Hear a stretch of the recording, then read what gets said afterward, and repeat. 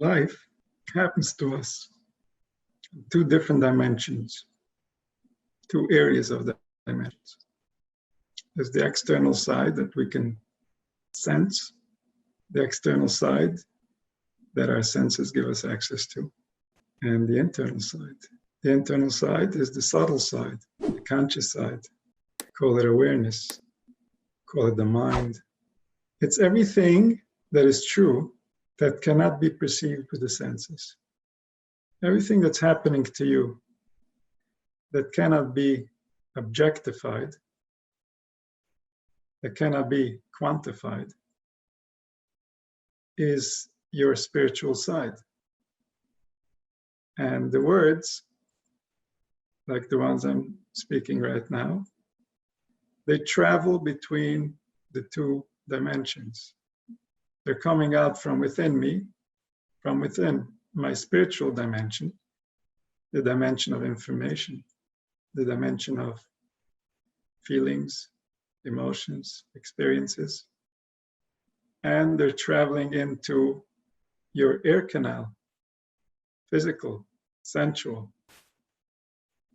So I'm making that transition, and then as you receive it, you transform the sensual into the spiritual again, emotions, information, experience, unquantifiable.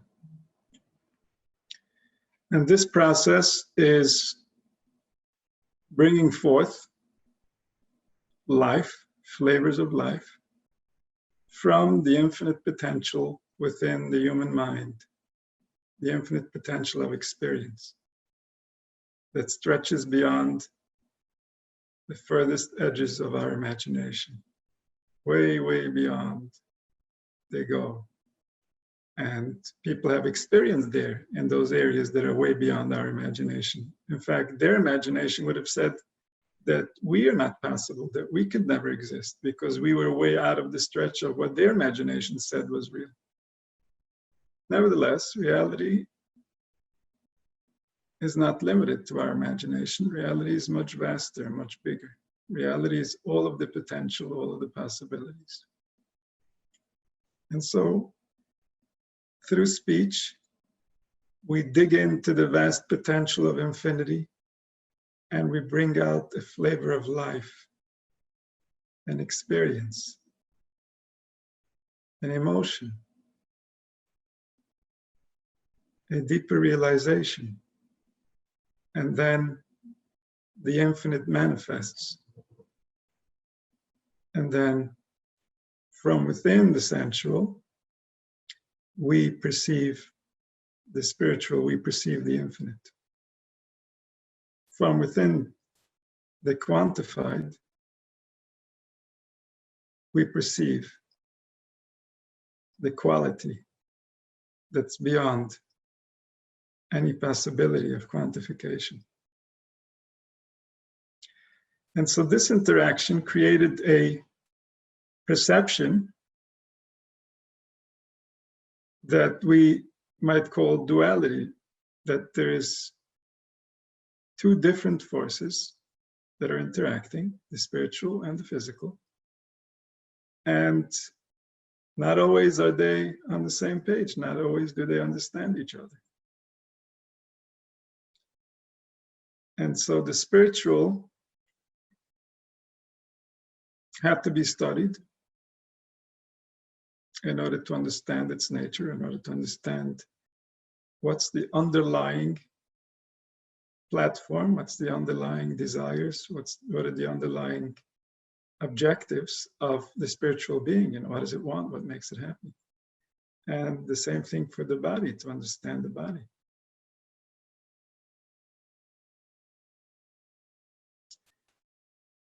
The spiritual is essentially one. Even though we experience it in so many different forms and so many different colors and so many different shapes, different emotions, different thoughts, different subjects, but it's the same one. That one has the potential for all of it. That's the nature.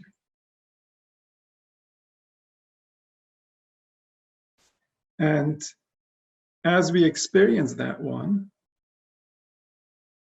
we experience that one differently every single moment of our life.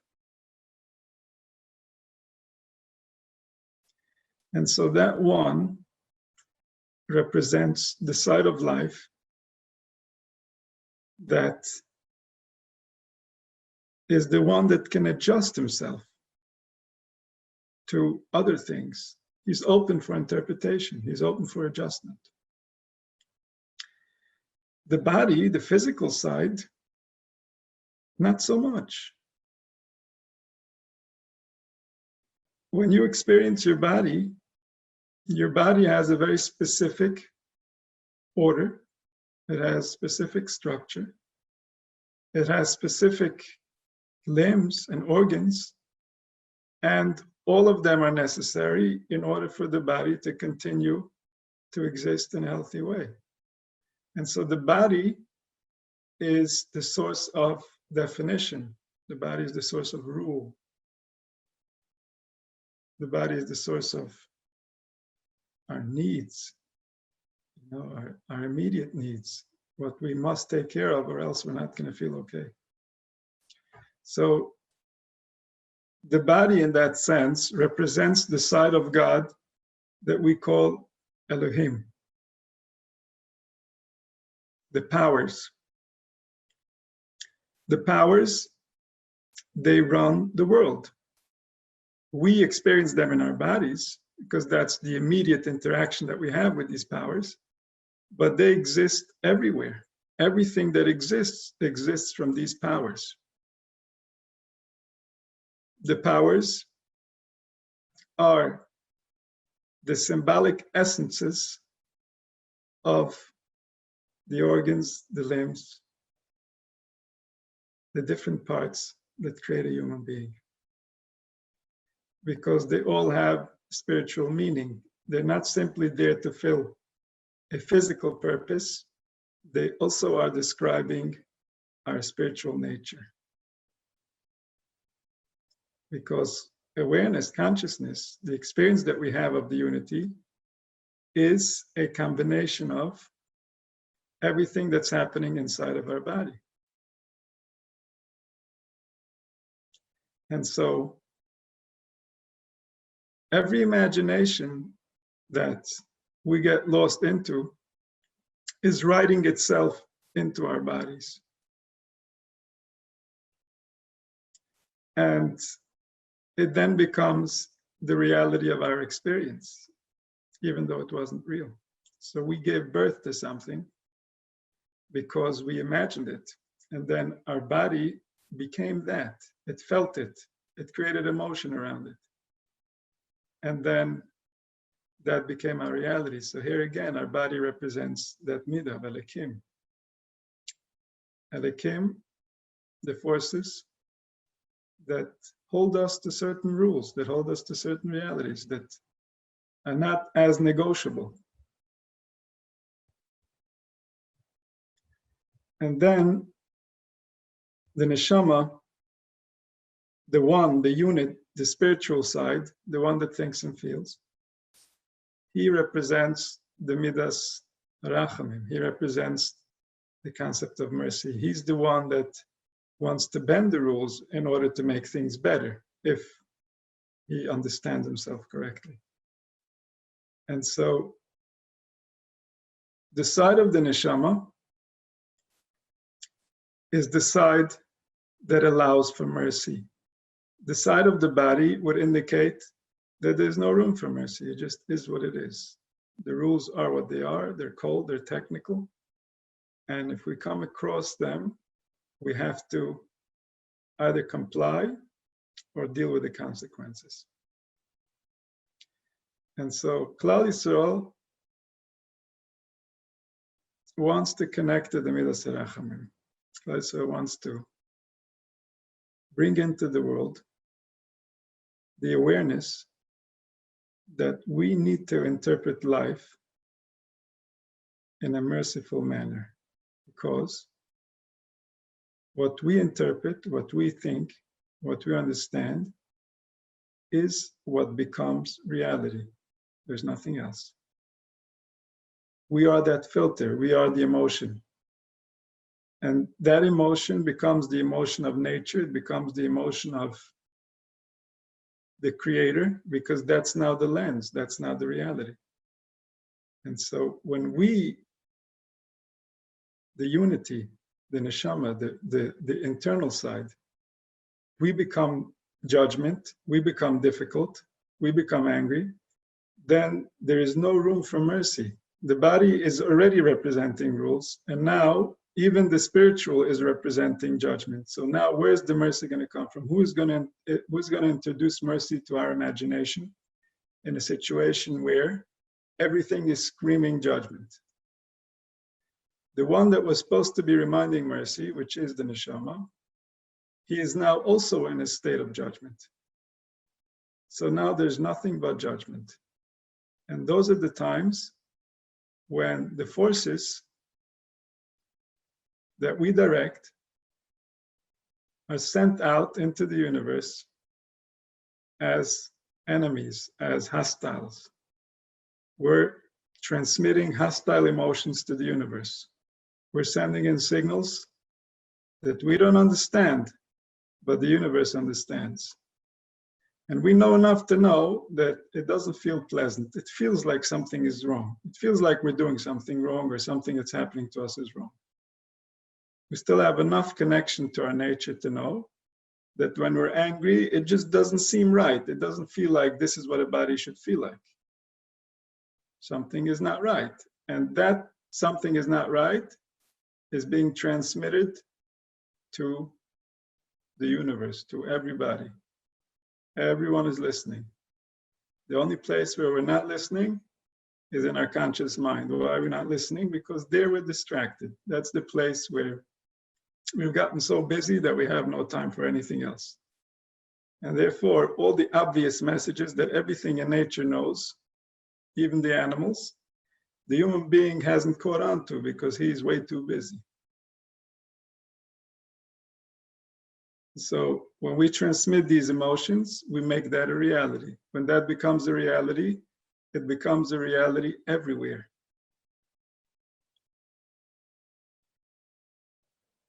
Because it's real. What's real is the currency of the gods. What's real is what makes life the way that it is. Chesama shel HaKadosh Baruch Hu emes. Hashem Elekechem emes. Who's God? God is the truth. Whatever the truth is, that's what he is. And if he's not the truth, he can't be God.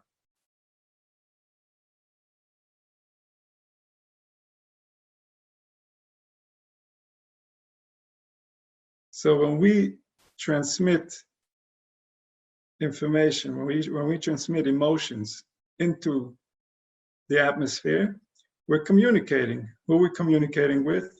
With God. Because it's real.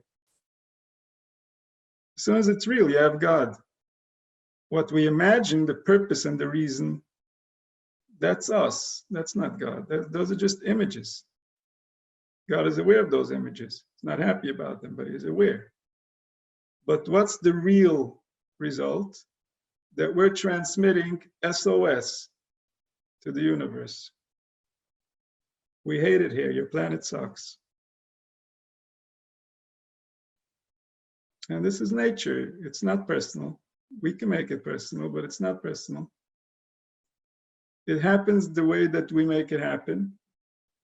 And it's personal to the extent that we understand what we're doing. To the extent that we don't understand what we're doing, it's not personal at all. Everybody's getting hurt, not because I mean to hurt them, just because I don't know anything else. And that judgment goes all the way to the highest places that we can imagine, because a human being is that powerful. Because the Creator wanted to be kind, so he gave so much to us. And he gave it to us unconditionally. Even if we're using those weapons to shoot at ourselves, we still have access to those weapons until we're going to learn.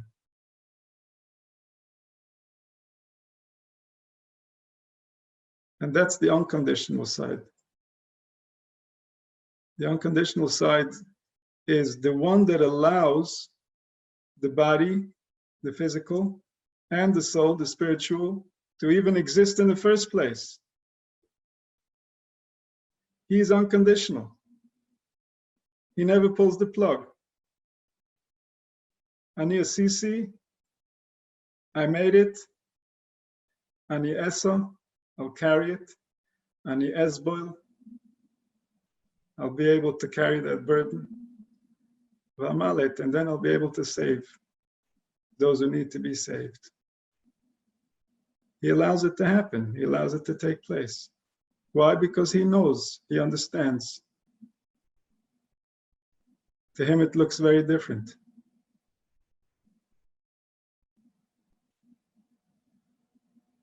And so when we go to that light, to that source, we, the neshama, go to the light, the infinite light, the unconditional, the one that gives you existence, even though based on what we're doing and based on what we're saying and based on what we're thinking, maybe existence is not the best idea for us, but no, he thinks we still need to get it. And so he gives it to us. So when we take from there, then the neshama becomes a vessel of light upon the body. Now the body gets lit up with light because the neshama is bringing light from the infinite, the one that allows all of this to take place, that gives unconditionally, always. You'll never wake up and say, oh, today I received existence because I gave him this and he gave me back that. There's nothing you can give him. There's nowhere you can take from. It's going to be unconditional. That's the relationship. Get used to it. And so relying on that unconditional love, relying on that unconditional availability of existence, the neshama brings light to the body. And the body translates that into kind emotions. So that goodness can come into the world, so that there can be more goodness, more kindness, more help, more forgiveness, more understanding, more safety.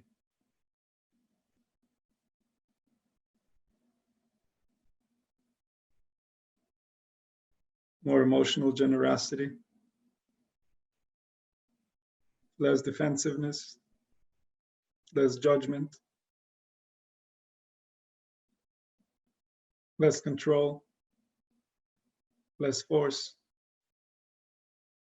All these things we bring in when,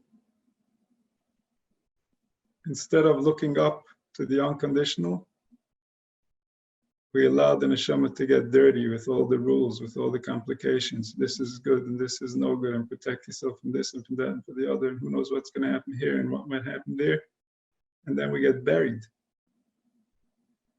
Then we lost access to what it means to be us. Then we lost access to all the goodness that we were given for free. So these two sides are known as the right side and the left side. The right side, the midas hayamin, the right hand of HaKadosh Baruch Hu, it's called,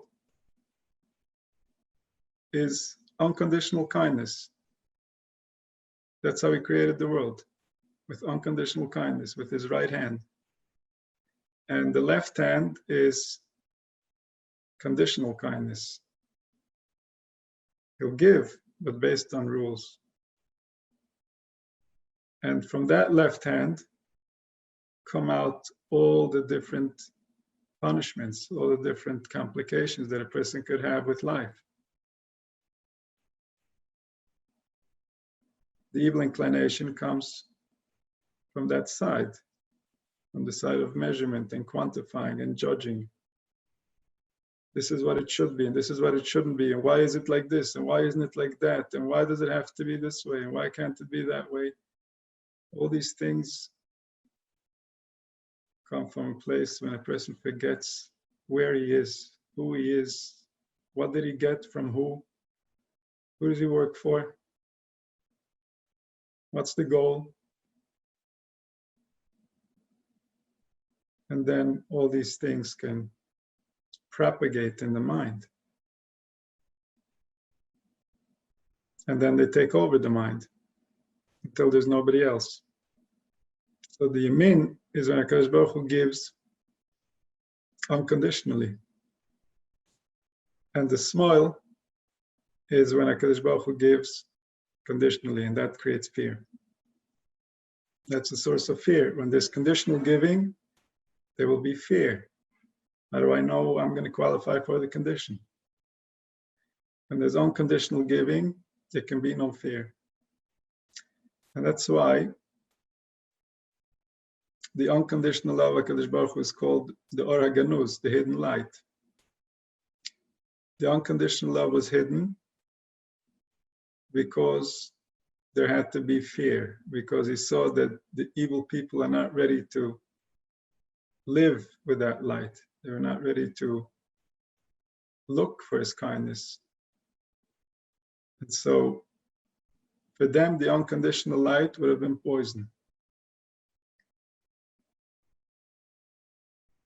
And so HaKadosh Baruch Hu hid it. He hid it for tzaddikim, losid lavai.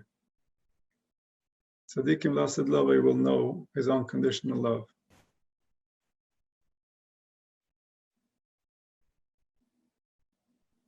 And in this world, we have to work for it.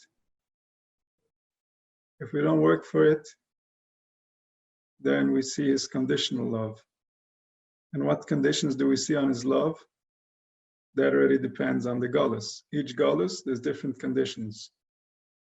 The galus we're in currently, the galus of Edom, it's the worst conditions there ever was. The conditions are so bad that you can never qualify, ever. It's against your nature. And so how are we going to find HaKadosh Baruch Hu in such a matzav? We're only going to find him on the right side. We're only going to find him through unconditional love. There's no other way. As hard as we might try, it's not even possible. It's not humanly possible.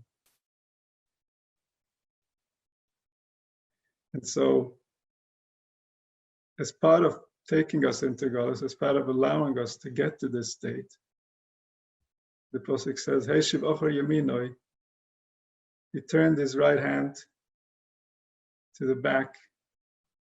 He didn't allow people to see it.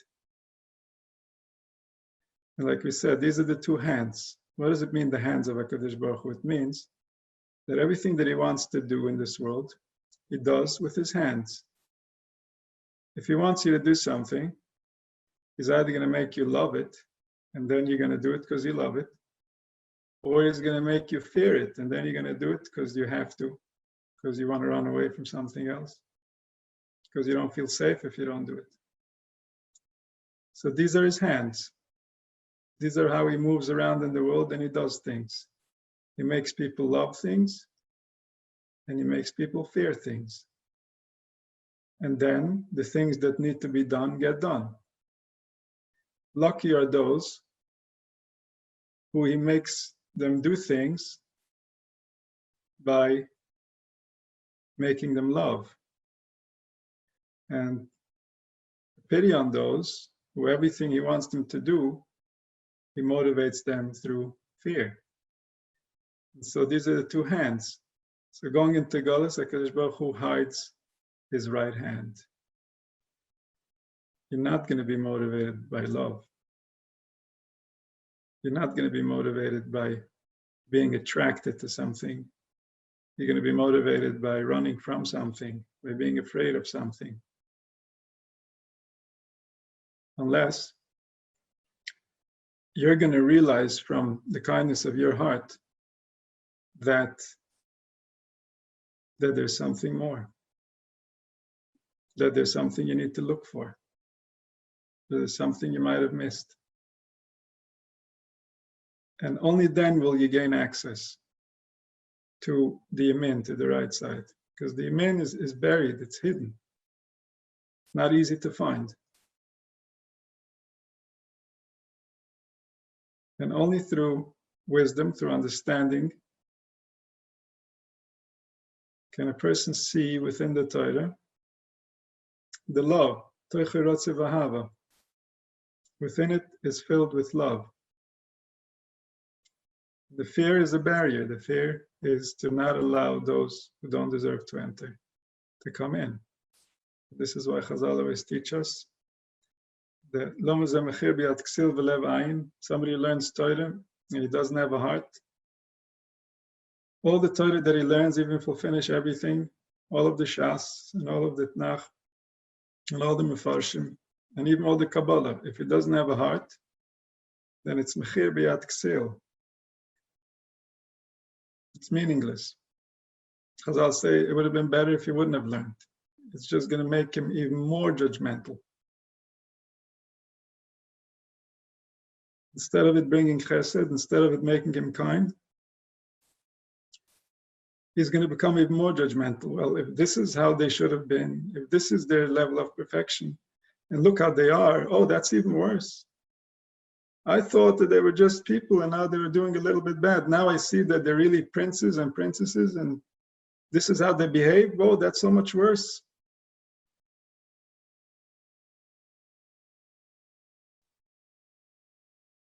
And so it all depends on the heart.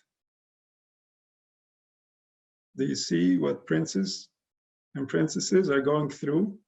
Do you understand? Can you appreciate? Do you understand that they never even stood a chance? Before they were born, it was already over.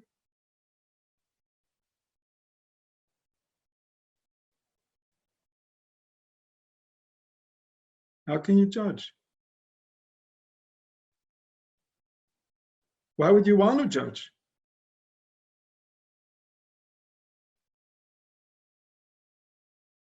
Who are you working for?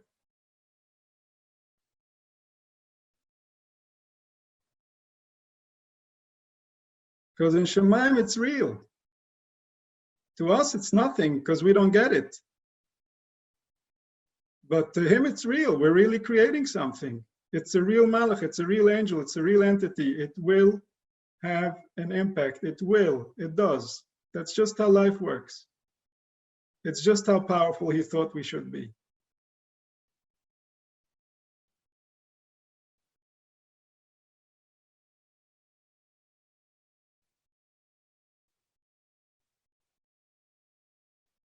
And so this is the conflict, this is the war. Why is there pain in the world? Because if our motivation is fear, if our motivation is destruction, then the more motivated we are, the more destructive we are. The more accomplished we are, the more filled with demons we are.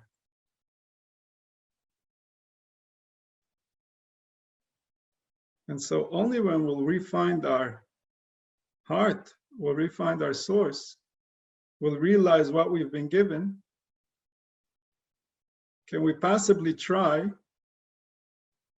to live in a way where everything is motivated by healthy motivations. No manipulation, no demands. What's good, what's kind, that's what we all want. We're all on the same side.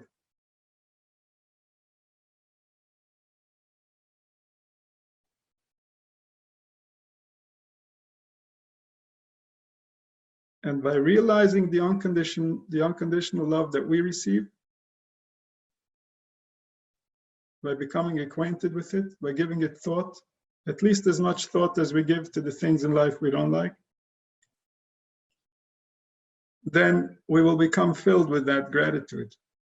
We will be able to share that gratitude. We'll be able to be more for the people who need us.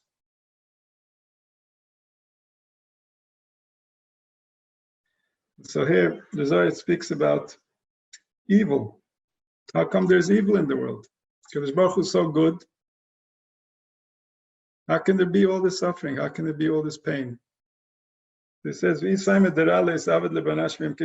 you want to say that HaKadosh Baruch Hu never does evil, that's not the case. He's everything. If evil happens, then who's doing it? He says, Tochazi, come and I'll show you.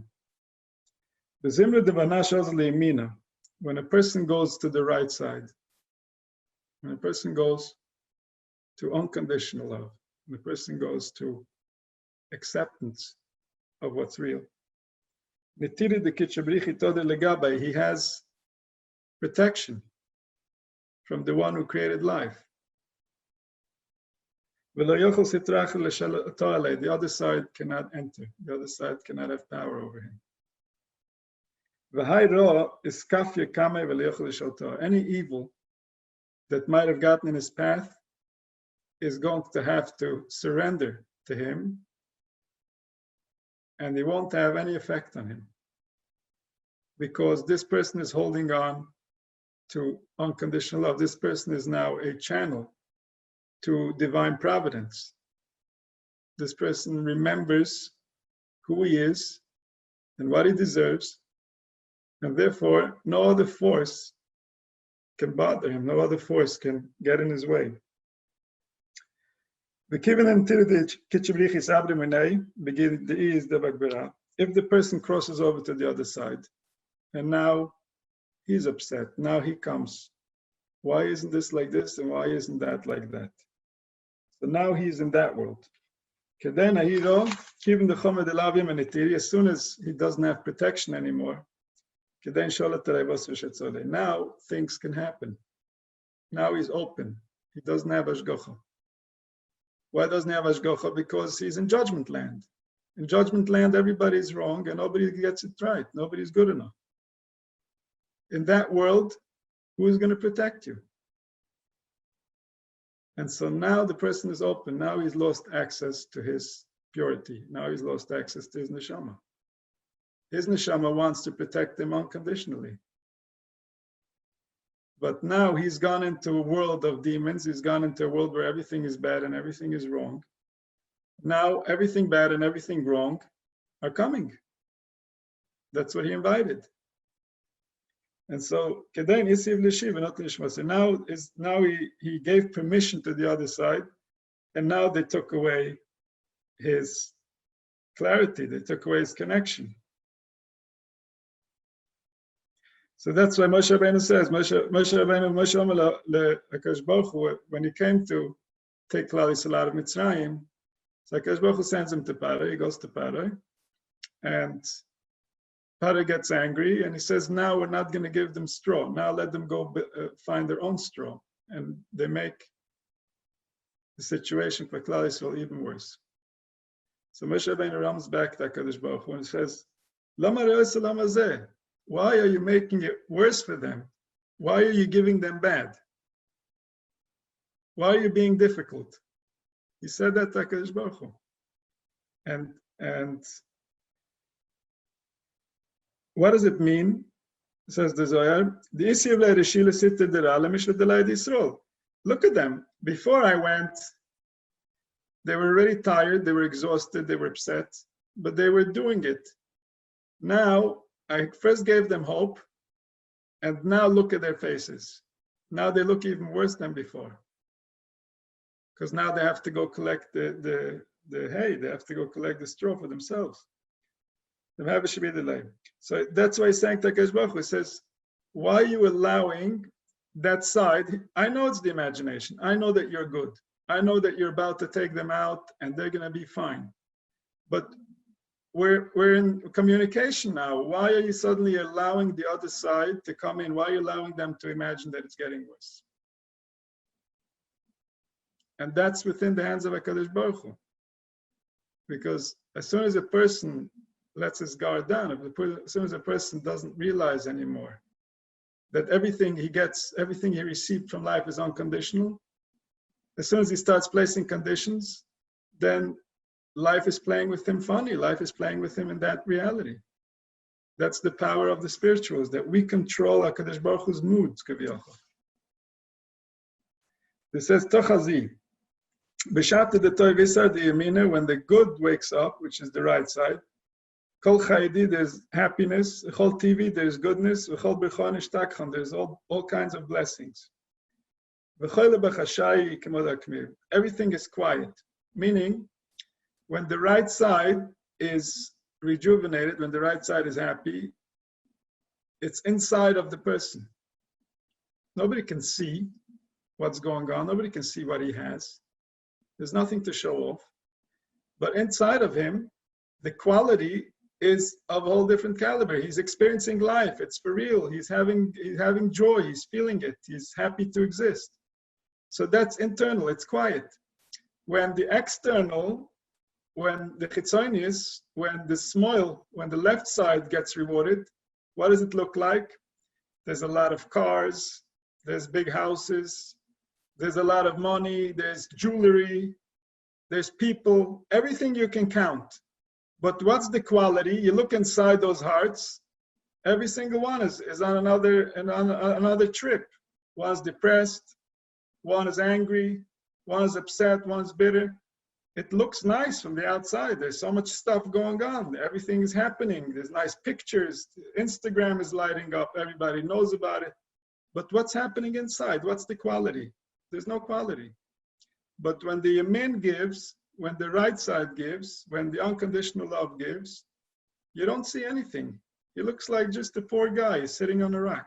What does he have? But inside he has everything. And it's not quantifiable. It's beyond quantity. All the quantity in the world cannot deliver in that place. They can't make a deposit because it's a world that is beyond quantity. It's a world of quality. It's a world of reality. It's a world of what really is. What is the experience from within? What's the spiritual situation over there? So that's what he says. It all comes quietly. That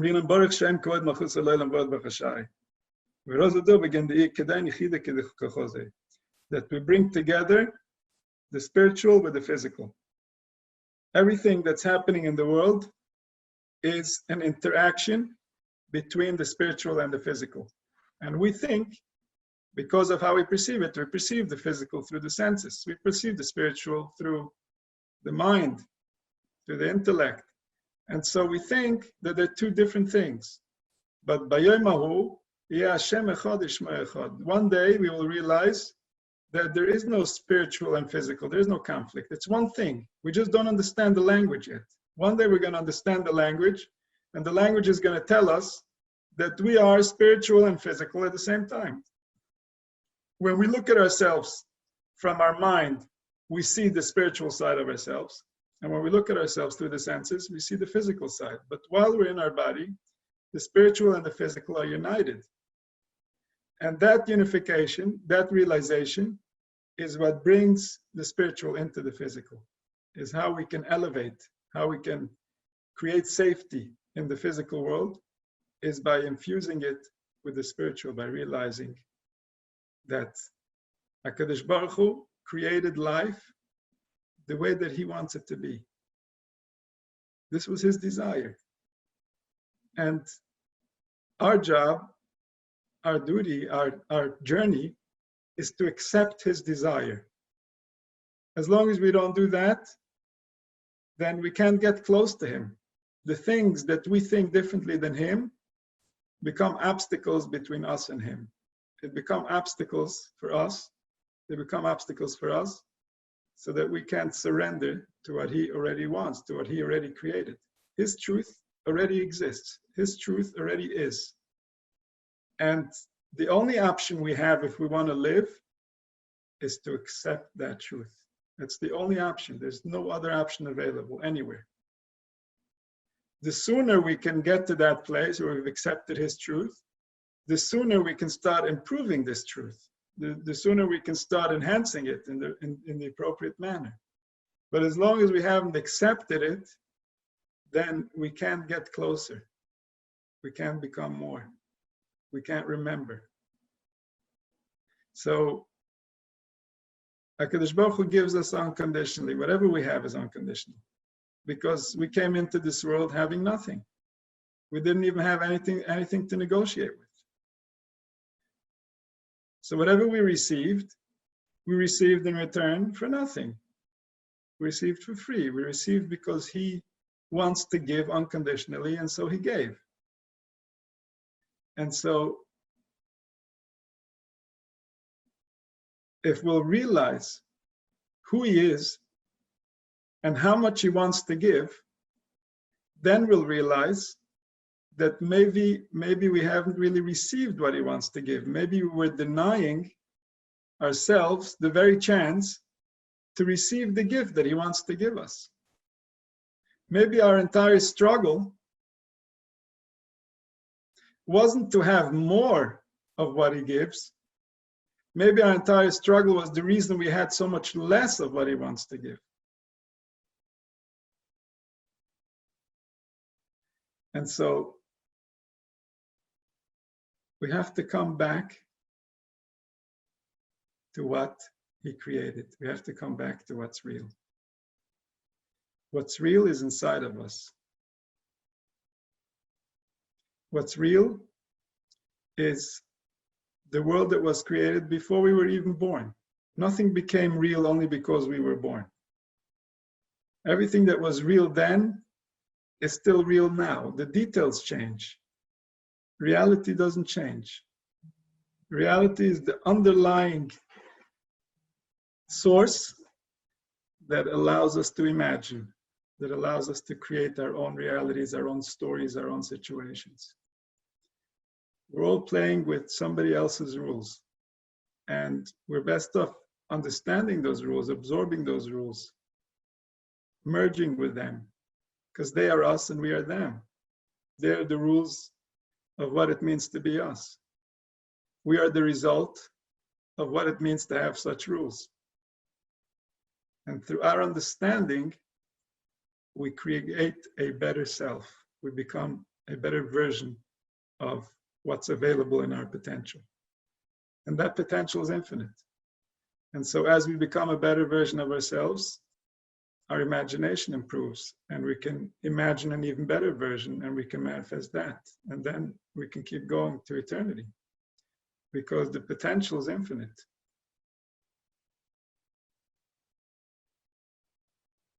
And we haven't even gotten to where humanity has already been. So for us, we have so much to go, so much to realize.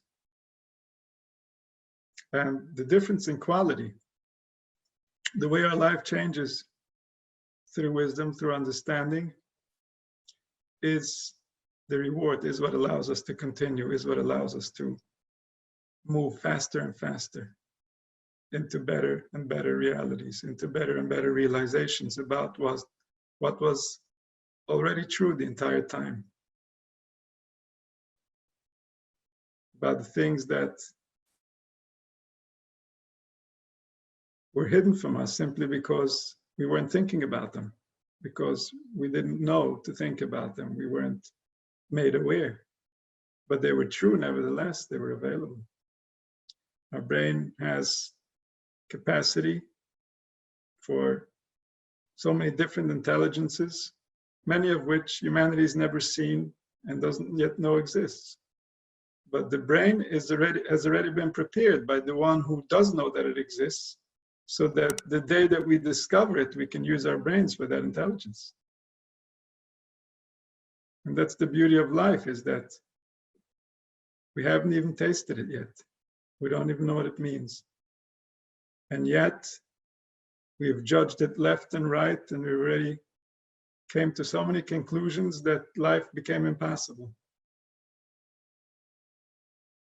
So we have to allow life. We have to allow life to become what it is. Not dictate to life what it is. Listen to life what it is. Allow life to tell you what it is. And then, whatever that is, learn to love it, because it is that. It's the only one on the menu. It's the only option you have. So learn to love it. Bring love to whatever that situation is. That's the only situation you have. Bring love to it. Whether you want to bring hate to that situation, want to bring fear. What are you going to be a vessel for? What are you going to be a conduit for? What are you bringing? Bring love to every situation. Because love is the most helpful, the most healing, the most wise contribution you can make, especially in a world so starved of love. The world's been starving for thousands of years. There haven't been any people around who even know how to love. That's how starved the world is for some good energy. So be that as much as you can. That's what's missing. And if we'll all do what we can, then everything will change. And it'll gain momentum, it'll become real. And that's going to cause Mashiach Tzidkenu to show up. May it happen soon.